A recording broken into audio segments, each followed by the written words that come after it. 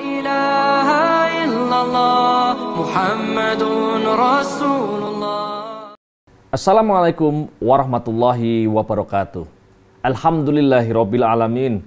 Assalatu wassalamu ala asrafil anbiya'i wal mursalin wa ala alihi wa sahbihi ajmain. Asyhadu an la ilaha illallah wahdahu la syarikalah wa asyhadu anna Muhammadan abduhu wa rasuluh. Para pemirsa sekalian rahimakumullah. Dalam 1 tahun terakhir kita berada dalam situasi yang sulit di tengah pandemi COVID-19. Dan kesulitan tersebut bukan hanya terbatas pada persoalan kesehatan, tapi juga pada persoalan ekonomi. Data menunjukkan bahwa pada tahun 2020, laju pertumbuhan ekonomi Indonesia negatif 2,07%. Artinya adalah bahwa kue ekonomi yang bisa kita nikmati pada tahun 2020 tersebut justru lebih kecil daripada yang pernah kita nikmati pada tahun sebelumnya. Tahun 2021, keadaan sepertinya belum seperti yang kita harapkan. Paling tidak pada triwulan pertama tahun 2021, laju pertumbuhan ekonomi hampir pasti juga masih negatif. Artinya, sekali lagi, kue ekonomi kita justru lebih kecil. Para pemirsa sekalian, sebagai konsekuensi dari mengecilnya kue ekonomi kita tadi, maka lapangan pekerjaan yang tersedia untuk masyarakat juga berkurang. Data menunjukkan, data resmi dari Badan Pusat Statistik menunjukkan bahwa pada bulan Agustus 2020 terdapat tambahan 2,5 juta pengangguran dibandingkan dengan situasi setahun sebelumnya pada bulan Agustus 2019. Belum ada data yang lebih baru yang dapat saya gunakan sebagai referensi. Tetapi dari apa yang ada, setidaknya kita tahu bahwa memang situasi ini sedang sulit. Di luar angka resmi tadi, masih terdapat masyarakat lain yang mungkin tidak menjadi menganggur, mungkin tidak kehilangan pekerjaan mereka, tetapi mereka bekerja kurang dari yang seharusnya. Mungkin juga ada yang masih bekerja, tetapi pendapatan mereka lebih kecil daripada yang seharusnya. Para pemirsa sekalian, dengan demikian, maka meskipun kita pribadi mungkin tidak merasakan, tetapi sesungguhnya terdapat sesuatu yang memang lebih sulit bagi masyarakat secara keseluruhan. Terlebih bagi masyarakat di bawah yang sedari awal memang memiliki pendapatan relatif rendah. Masyarakat yang bekerja pada sektor-sektor informal yang sangat rentan. Dan juga masyarakat yang lain yang meskipun punya pendapatan, tetapi mereka juga punya beban kehidupan yang berat.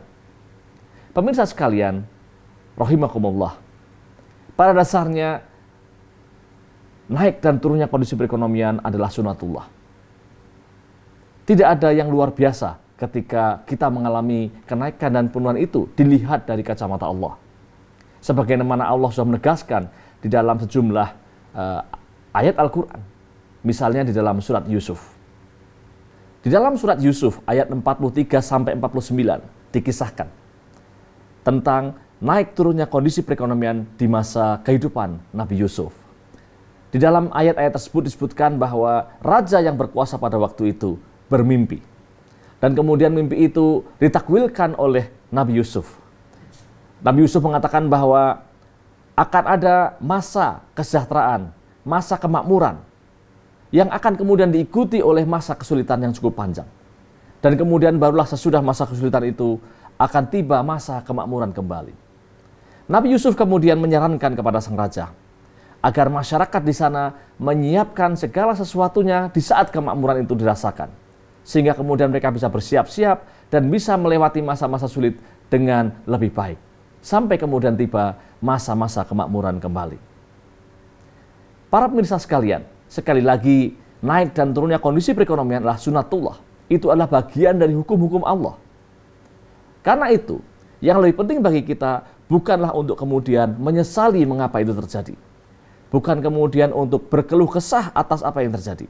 Tetapi kita menganggap itu sebagai bagian dari pelajaran yang harus kita ambil dalam kehidupan kita.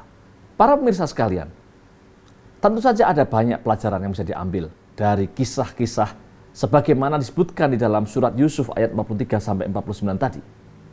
Dan juga banyak pelajaran yang bisa kita ambil dari setiap peristiwa yang kita alami, termasuk jatuhnya kondisi perekonomian akibat pandemi COVID-19.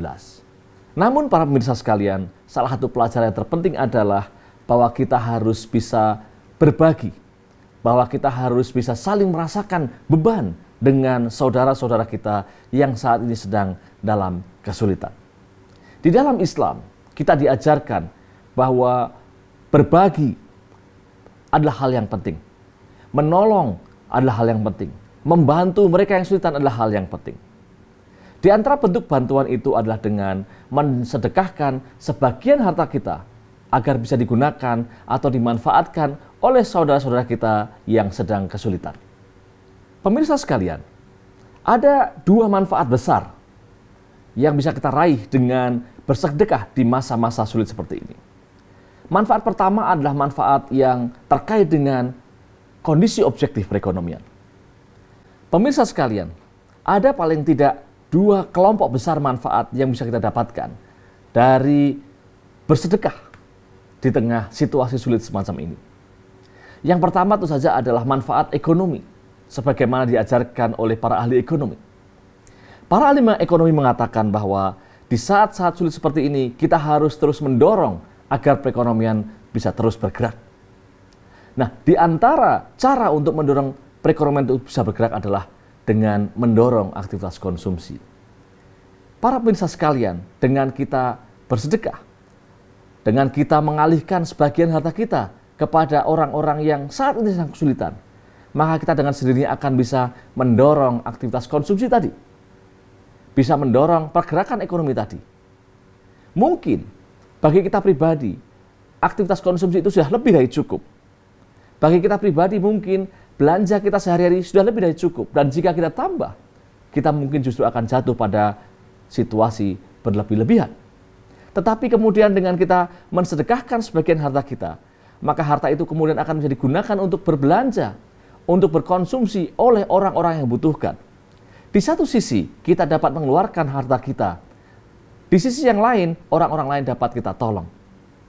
Dan dengan demikian, maka perekonomian akan tetap bisa bergerak tanpa kemudian membuat kita pribadi jatuh ke dalam sikap berlebih-lebihan. Para pemirsa sekalian, bisa dibayangkan, jika orang-orang yang tadi kita bantu itu membelanjakan uang mereka di warung-warung di sekitar rumah mereka, apa yang terjadi? Pemilik-pemilik warung itu akan mendapatkan keuntungan dari penjualan yang ia lakukan. Dan dengan keuntungan itu, maka mereka juga bisa menggunakan uang keuntungan itu untuk aktivitas belanja yang lain. Misalnya, membelikan makanan untuk keluarganya. Si penjual makanan karena laku, maka ia akan mendapatkan sesuatu yang bisa digunakan untuk membelijakan baju untuk anak-anaknya. Si penjual baju karena laku, maka kemudian bisa membelanjakan uangnya untuk hal yang lain lagi, dan begitu seterusnya. Maka perekonomian akan terus bergerak, dan di antara gerakan ekonomi itu juga akan bisa memberikan manfaat kembali kepada kita. Para pemirsa sekalian, dan yang terjadi kira-kira adalah seperti yang disampaikan oleh Rasulullah di dalam sebuah hadis yang diriwayatkan oleh Baihaqi. Rasulullah mengatakan, dan turunkanlah rezeki dari Allah dengan cara bersedekah. Di luar itu, para pemirsa sekalian, manfaat yang kedua, manfaat lain yang bisa kita dapatkan dari bersedekah di saat sulit seperti saat ini adalah menjauhkan kita dari mara bahaya. Dengan bersedekah, mungkin kita justru akan dihindarkan dari segala sesuatu yang tidak kita inginkan. Mungkin penyakit, mungkin yang lain. Sebagaimana ditegaskan oleh Rasulullah di dalam salah satu hadis, as-sodaqatu tasutu sab'ina baban minasu, yang artinya adalah sedekah itu menutup 7 pintu kejahatan. Sedekah itu menutup 7 pintu keburukan. Lebih dari itu para pemirsa sekalian, di tengah pandemi COVID-19 seperti sekarang, sedekah mungkin akan membantu kita untuk terhindar dari mara bahaya, dari segala macam ancaman, termasuk penyakit berbahaya. Sedekah bermanfaat untuk menjauhkan kita dari mara bahaya itu. Rasulullah Shallallahu Alaihi Wasallam pernah berkata, bersegeralah untuk bersedekah, karena musibah dan bencana tidak bisa mendahului sedekah. Para pemirsa sekalian, dengan demikian maka sedekah mungkin akan menjadi jalan bagi kita mendapatkan bantuan itu. Rasulullah juga pernah mengatakan, as-sodaqatu tasuddu sab'ina baban minasu. Sedekah itu menutup 7 pintu kejahatan. Sedekah itu menutup 7 pintu keburukan. Itulah para pemirsa sekalian. Maka menjadi penting bagi kita untuk bersama-sama berupaya di tengah situasi yang seperti saat ini bersedekah. Menyisihkan sebagian dari harta kita untuk kebaikan umat dan kebaikan kita sendiri. Islam mengajarkan bahwa sebaik-baik cara untuk menghadapi situasi sulit adalah dengan mendekatkan diri kita kepada Allah. Dan di antara bentuk mendekatkan diri kita kepada Allah itu adalah dengan bersedekah. Begitu juga yang diajarkan oleh para ahli ekonomi, bahwa dengan bersedekah maka kita justru akan membantu diri kita sendiri. Demikian pemirsa sekalian, Assalamualaikum warahmatullahi wabarakatuh. La ilaha illallah Muhammadun Rasulullah.